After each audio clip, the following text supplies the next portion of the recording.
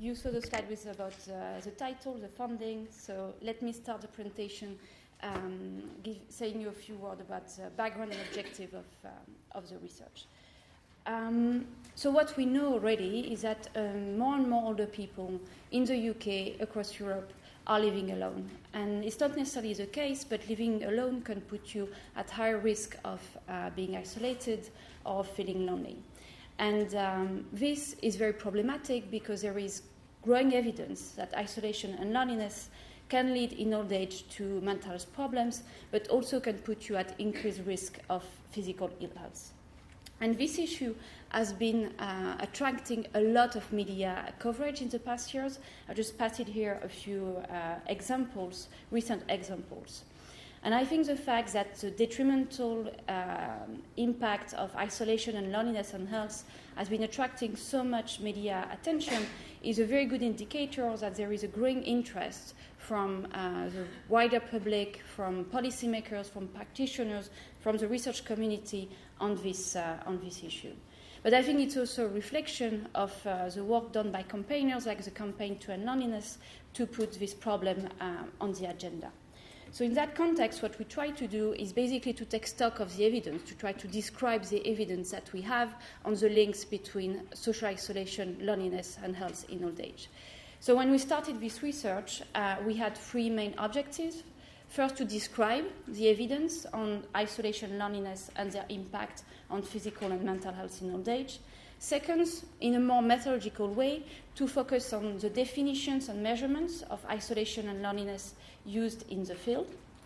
To look at the potential mechanisms linking the issue of isolation and loneliness to health, and to look at differential effects across population groups, with the idea that this type of work could potentially inform the design of adequate interventions in the area. And the final objective, in a more prospective way, was to try to highlight the gaps in the evidence base and to outline potential future research areas for more empirical work, for more research work. So how we did it, the methods. So this is a scoping review. What we did is to search nine databases over the summer 2013, and we focused only on academic peer-reviewed papers published in English between 2000 and 2013. And as you can see, we had a very broad inclusion criteria. We looked at a lot of literature because so the population group was people aged 50 and over. We're interested in older people. The issue was social isolation, loneliness, but also related concepts such as a lack of social contact. And we included a very broad range of health outcomes in the sense that we looked at any type of health, mental health, well-being, quality of life outcomes. So this graph, and hopefully you can see, it gives you an idea of what we ended up with. We started with identified over 11,000 records, and after screening and eligibility assessment, we ended up with 128 studies that were included in our review. So what I'm going to try to do now is to give you an overview of the results for these 128 studies. I'll give you an idea of the characteristics of these studies, so in terms of context, the definition used, research design, and so on. I will focus and spend a bit more time on the findings for depression and cardiovascular health, because these are the two most researched outcomes currently in the literature. And I'll finish by outlining the gaps that we found in the evidence base to date. So first, the context in which these studies have been published. So when we look at this evidence, what we have is clearly a very large and rapidly growing body of literature. If you look at the graph, you can see that over half of the total number of publications that were included in the review were published in the last 4 years that we covered, between 2010 and 2013. Another characteristic is that this body of literature is very US-centric, with over half of the studies published by US-based authors in US about the US case using US data. And this is followed by the UK, with 8% of the studies based in the UK, and the Netherlands, with 7% of the studies based in the Netherlands. So as you know, isolation, social isolation, and loneliness are very multidisciplinary concepts by nature. But when it comes to their relationship with health outcomes in old age, not very surprisingly, the field is very dominated by medicine, with 80% of the studies that we found being published in medical journals, followed by psychology and epidemiology. Now the focus of the study, what they looked at in terms of loneliness, isolation, lack of social contacts, or combination of loneliness and social isolation. So what this graph gives you is a count of the number of studies that we included per year covered in the review. And I want you to look at two things. The first thing is that loneliness is clearly the most researched issue compared to social isolation or related concepts. If you look at the bottom of the graph, the darker shades of blue, you will see that loneliness is constantly the most researched outcome over the years. Second interesting aspect, if you look now at the other side of the graph, the lighter shades of blue, you will see that there is a growing interest, especially since 2010, about the differential impact of social isolation and loneliness on health. The idea here is for researchers to put together in their research social isolation and loneliness and see whether they have an independent effect or an interacting effect on the health outcomes they are interested in. And 9 of the 12 studies that looked at this issue were published in the last 4 years of the study. So really growing interest for that issue. Now, definition and measurements. And I was saying earlier this was a specific interest that we had. And I think it was quite surprising to see that just about, 52% of the studies included in their introduction, for instance, a formal and clear definition of the issues they were studying, of isolation and loneliness, and it was far more often the case in the area of loneliness than in the area of social isolation. And when we looked into more details at the type of definitions that were used, we found a lot of definitions with very different dimensions being included. So very often the study focused on loneliness, included a definition which tried to contrast the subjective feeling of loneliness, which is this discrepancy between what you would expect from your social relationships and what you get from them, with social isolation, which is on the contrary a very objective measure of your social integration without this subjective assessment. And I think this is very interesting because it has consequences, obviously, for the way loneliness and isolation are measured in these studies. And because there is a wide variety of definition, we also found a wide variety of measures. For instance, in the area of loneliness, we found measures ranging from single-item questions, do you feel lonely, how often do you feel lonely, to more complex and sophisticated scales which have been specifically designed to measure loneliness in the general population or in old age. To give you an example, the US research used very frequently the UCLA loneliness scale of loneliness, which is a scale that has been specifically designed to measure loneliness and includes 20 items, or its shorter version, 8 items. So very sophisticated ways of measuring this subjective feeling of loneliness. Exactly the same issue with isolation, in the sense that we found measures ranging from ad hoc indexes built based on a number of variables that were available in the surveys, so your marital status, your household composition, the number of frequency of contacts with friends and relatives, and so on. And on the other side, the use of validated scales measuring social networks, such as the Berkman social network scale, or social support, like the Duke social support scale. So a variety of definition and a variety of measurements, which can be problematic in the sense that it may limit the comparability of the results across studies and consequently their relevance for policymakers, practitioners, and users. So now in terms of research design, the way these studies were conceived. What is very striking is that 90% of the studies that we included in the review are focused in the community, the experience of loneliness and isolation in the community, and only 10% were facility-based, so for instance looking at the experience of loneliness in care homes or nursing homes. Another interesting aspect when it comes to design was the fact that only 8% of the research used qualitative methods, so 5% purely qualitative, 3% mixed methods. And obviously, the vast majority was quantitative. 52% of the studies are cross-sectional studies, which means that they use quantitative data to look at the link between isolation and loneliness with health at one point in time.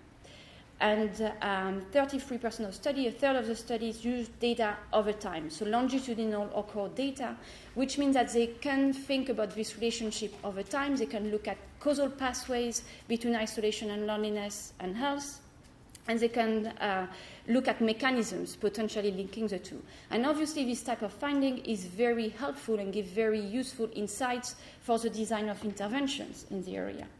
And interventional research is still quite limited when it comes to the link between social isolation and loneliness and health. We found 5% of the studies which has a design related to interventions, so randomized control trials, control before and after, and case control.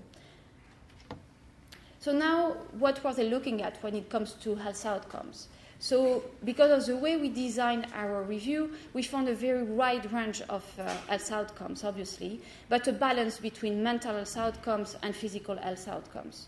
When you look at this table, which gives you the most frequently researched health outcomes, you will see that depression is by far the most commonly researched outcome, followed by cardiovascular health and quality of life and well-being. Another interesting aspect is a growing interest, especially since 2010, about the impact of isolation and loneliness on biological measures such as blood pressure or cortisol levels. And this is very interesting, I think, because this type of measure is one of the potential pathways linking isolation and loneliness to bad physical health in old age. So it's a very promising area of research. And I should also say here that across all these health outcomes, we do find a very clear picture in the sense that all but 2 studies included in the review found a detrimental effect, a negative effect of isolation and loneliness on health, mental health, and well-being outcome in old age. So for the next 2 slides, what I'm going to try to do is to give you more details about the findings for depression and cardiovascular health, because these are the 2 most researched outcomes, but also, overall, they are major contributors to the burden of disease in old age and are high priority conditions for policymakers and practitioners. So first, the link between social isolation, loneliness, and depression. In terms of the way these studies were designed, an interesting thing is that 75% of these studies looked exclusively at loneliness, at the link between loneliness and depression, not at social isolation and depression. And this is very interesting, but also potentially problematic, because for a long time, loneliness was thought to be one of the symptoms of depression, so the 2 concepts may be completely overlapping. But recent research has found that these are 2 separate processes, so their relationship can be studied. Another interesting aspect is that only 25% of the papers looking at depression and loneliness and isolation use longitudinal data. So most of the research is focused on one point in time, which means that for this specific area, still little is known about the mechanism, the causal relationship, and changes over time. However, the evidence is very clear, cross-sectional or longitudinal. Loneliness is a key risk factor for depression in old age, after controlling for a number of other risk factors, very well-established risk factors for depression, such as marital status, physical limitations, and so on. Another consistent finding are gender differences in this relationship between loneliness and depression, but the difference is not always in the same direction. It's not that it's men who are more lonely and consequently more depressed. The findings are very different depending on the setting of the research, and I'm happy to come back to that if you're interested. So cardiovascular health, the second most researched health outcome. So here, the pattern of research, the research design is very different in the sense that it's the exact opposite compared to depression. 74% of the studies focused on social isolation and cardiovascular health, not on loneliness and cardiovascular health. And what is very interesting for this body of literature is that 47% of these papers have data over time. So we know more about these causal relationships, about these potential mechanisms linking isolation and loneliness to cardiovascular health. And here again, the findings are very clear. Social isolation is a strong predictor for bad outcomes in terms of cardiovascular health. And a range of outcomes have been measured. And as I said, because we have data over time, researchers in the field have been able to look at potential mechanisms. And Sin and colleagues, for instance, in 2012, found that greater social isolation is a strong risk factor for incidental heart failure, and that this association, the link in that association, may be vital exhaustion, so excessive fatigue, which is an interesting finding for the design of intervention in that field. And again, same as with depression, researchers do find important differences between men and women when it comes to the association between isolation, loneliness, and cardiovascular health. For instance, social isolation is an important risk factor for accelerated progression of coronary diseases in older women, but it's less the case for older men. However, these differences across population subgroups have been far less researched for other groups. And this brings me to the last section of the results, which are the gaps that we found in the evidence base. And I will cover 4 main gaps. First, the mechanisms linking social isolation and loneliness to health. Second, the lack of research on specific population subgroups or at-risk groups. The lack of research on interventions and service use. So let me start with mechanisms. So it's very important to have data over time so we can look at causal pathways, mechanisms, and so on. And one type of mechanism we could be looking at are these reciprocal effects. For instance, it was found that loneliness both affected and was affected by depressive symptoms and functional limitations over time. And what longitudinal data over time can do is also to take into account the fact that older people are not likely to be isolated and lonely over time, but that the experience may change over the life course. And they may become so because of specific life events such as retirement and bereavement, and this will have a subsequent impact on their health. And this needs to be measured to inform the design of adequate interventions in the area. And only a third of the studies that we included in the review looked at these types of mechanism using data over time. A second gap is a lack of research on population subgroups or at-risk groups. So in total, about a third of the studies look at this type of differences between different people. A number of at-risk groups have been identified in literature. They include cancer survivors, older informal carers, especially carers of older people suffering from dementia, substance user, and HIV-positive older adults. And further research is needed on these groups that have already been identified, but also on other groups that may be at risk. As I said earlier, gender differences have been researched quite a lot, but other types of differences have been less researched, especially differences by ethnicity, for instance, which is to date in the area of health a gap in the literature. A third gap is about interventions. So we found only 9 studies which aimed at evaluating interventions, and they covered a range of interventions, but that could be broadly classified into 2 main interventions: befriending initiatives and professional-led support for isolated carers. And these 9 studies are very complex and mixed findings. And I wanted to give you one example, which I think is a good illustration of the complexity of designing adequate intervention when it comes to the link between social isolation and loneliness and health.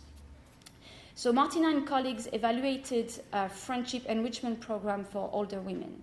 And what they found is that the program did very well in terms of attracting lonely older women and helping them to expand their social network to meet new friends, but did only very moderately well in terms of stimulating improvement in their psychological well-being, showing that there are clearly different mechanisms at play. It's not because they had reduced loneliness that their psychological well-being mechanically improved. And indeed, the authors concluded by saying that any intervention in this area will need to be multidimensional, focusing not only on friendship, as it was the case here, but also on other personal and situational factors that are likely to be also contributing to loneliness. And the last gap I wanted to highlight today was on service use.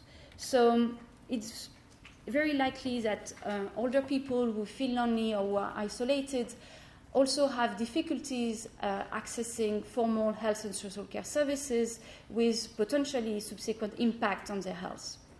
But we found only very limited research on service use, as only 2% of all the studies we included looked at this issue. But the few studies which look at these issues had very interesting findings, as social isolation, for instance, was found to predict hospitalization after a year for US veterans, older US veterans. They were 4 to 5 times more likely to be re-hospitalized when they were scoring really high on social isolation indexes. So what could be done based on the finding of this review? What are the next stages from our perspective? So I think the added value of this type of review is that it really allows us to take stock of the available evidence. So just to summarize very quickly what we found, this body of literature has been increasingly expanding since 2012. There is a lot of interest for this issue. The majority of the evidence that we have comes from the US and has really focused on loneliness. The most research outcomes are depression and cardiovascular health. It's mostly quantitative evidence that we have. And the main issue is that we have a diversity of definitions of measurements when it comes to loneliness and isolation, which is likely to limit the possibility to compare the studies and inform intervention on that basis. However, when we look at this panorama, we have a very, very solid and consistent picture. Both loneliness and isolation do have a detrimental effect on health in old age, and this needs to be tackled. So the other added value of this type of review is that we can identify gaps in the evidence base and hopefully think about how it might be developed. Two main points here. The first one is that all the research that we've been including in this scoping review are focused on individual level analysis, so individual level experiences of isolation and loneliness only. When it's really safe to assume that ecological factors like your neighborhood, in general the place in which you age, are also crucial to understand the scope and magnitude of the impact of loneliness on isolation and health. So further research is needed in that area. And as I said, we need more intervention research. This is a clear gap that we found. And I think from a research perspective, we may need two things in that area: to continue to invest in this longitudinal data and to look at changes over time, because clearly the experience of loneliness and isolation is not uniform across the life course, and we need to take that into account for the design of interventions. But also, maybe we need a clearer framework, a clearer conceptual approach to understand what is the link between isolation and loneliness and health, which could help answering this very difficult question that we have. Can modifying the feeling of loneliness have an impact on health? If so, when, at which stage of the life course, and also through which mechanism? And this is obviously a very difficult question to answer, but I think that integrating better research on the drivers of loneliness and isolation, which is a very rich and very interesting body of literature, with research on their impacts on health and quality of life, is an excellent way forward. And I think today we're going to hear a lot more about these drivers of loneliness and isolation, and I very, very much look forward to that. So thanks a lot for listening to this presentation. I think you've received a summary of these findings. You can also find them online on the School of Social Care Research website if you're interested. Thank you.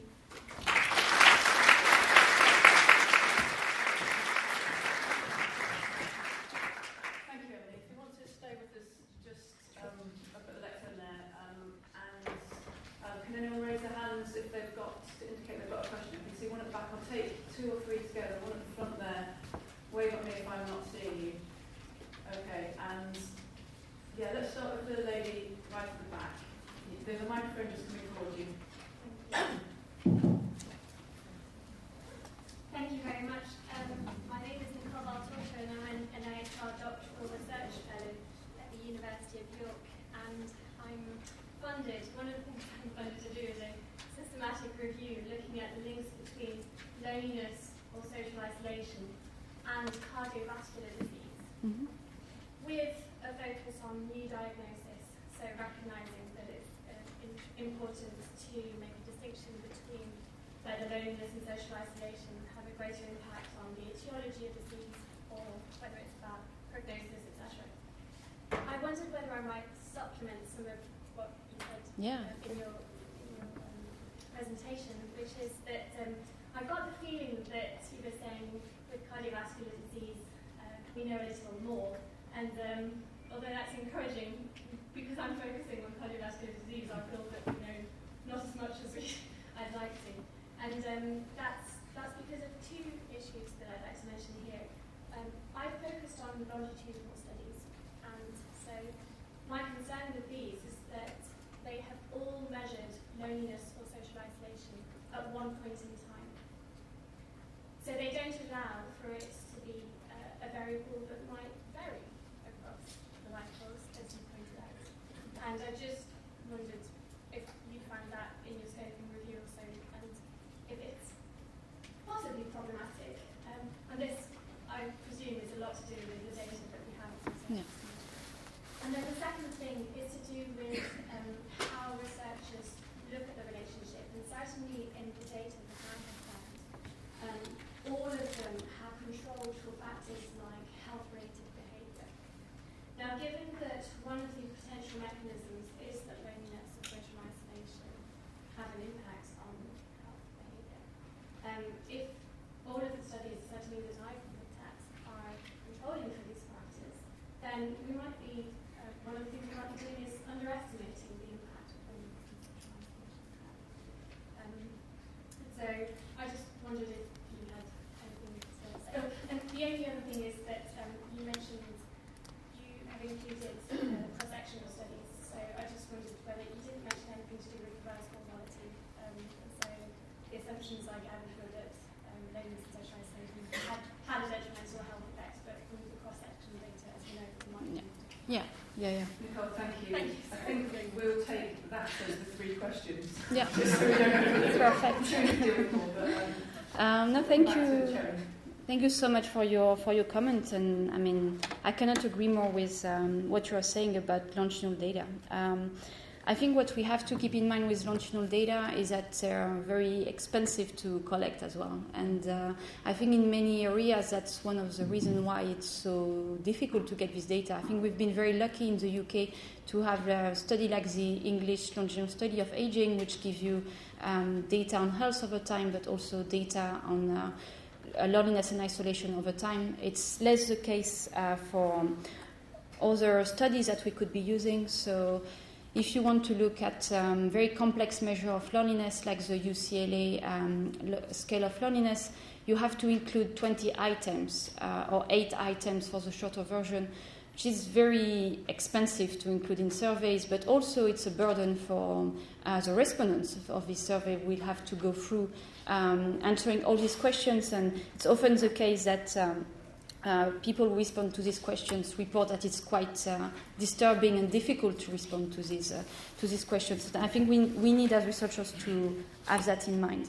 But the good news is that I think measures such as loneliness scale has been included, for instance, in the latest wave of the survey of health, aging and retirement. So we'll have comparative data, hopefully over time, which was not the case because I think it's only in the last wave that we will have this measure. I think I mentioned that cardiovascular health was very interesting because they have this type of data, and the way a number of studies have been designed was very informative, I thought, because it could take into account the issue that you mentioned of reverse causality, which is this reciprocal effect. So it's likely that your health will be affected by loneliness, but the other way around as well. And obviously, this needs to be taken into account. There are a number of ways to do so, which are not perfect, but having good data over time is obviously the best way to do it. Yeah. Thanks for your question, Nicole. Terry, do you want to come back in with your question? Are there any other hands? Wave vigorously. Okay, there's one at the top. Thank you, Terry. I want to ask you to expand upon the gender results you referred to. Yeah, sure. Should we take the other? There was a lady in the middle waving at me. Sorry. Yeah, if you can take the microphone up to the middle.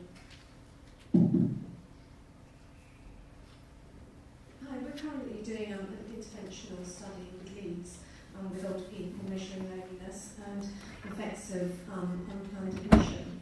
I noticed that you mentioned about the scale to measure loneliness and the burden on participants. So what we've done with Leeds is to design our own, a very shortened version of no more than 10 questions. So using that on a regular basis, just be very interested to talk to you afterwards about how we designed that and whether or not you feel that would be a good way to measure it, although Leeds University are actually involved with it as well. Right. Well, if I can comment on the last question, I'm not sure I'm the best person to comment on a loneliness scale, but I'm more than happy to point you towards. There is a number of studies which have been looking at the best way to measure loneliness and their relationship to health. So more than happy to discuss that with you. But for the design itself, I don't know if I'm the best person to answer these questions. Maybe but I could don't point mind. you in the direction of a couple of people in the room who are trying to avoid my gaze. Yes. Certainly the Campaign to End Loneliness has been working strenuously with a number of people here and others on the measurement tool, and I think Anna Goodman would be happy to talk to you about our experiences. That's as diplomatically as I can put that. And Christina, maybe the lady could come and speak to you if you've got a chance. Yeah, sure, and I'm going to talk a bit about, I've got a slide about measurement after lunch, so that will tantalise you all to come back. Brilliant. And not to forget Cherry's question, this will be the last question that we'll put to you today. Yeah, so as I was saying, gender differences are always reported. It's very consistent that there are gender differences, but it's not always in the same direction. So there was this very interesting study looking at whether loneliness was a mechanism linking the lack of social engagement and depression. And what they found is that depending on the way you measure social engagement, loneliness will mitigate it differently. So for men, it was mostly living alone that was mitigating from loneliness. It was not the case for women. And for women, it was more like external activities and being engaged in social activities that were mitigated by loneliness. So I think that's one of the difficulties, that these patterns are not always in the same direction. But it's clearly the case that for the design and intervention, this type of differences will have to be taken into account. And I think what researchers tend to be looking at least in the area of health, for these differences, is that it's likely that men and women react to different dimensions of loneliness differently. And I think this is a very promising way forward for research, if you try to distinguish between different dimensions of loneliness and isolation and how they differ by gender. So we could explain why it's not always in the same direction, but it's always different, definitely. Emilie Courtin from the London School of Economics, thank you very much. You're very welcome.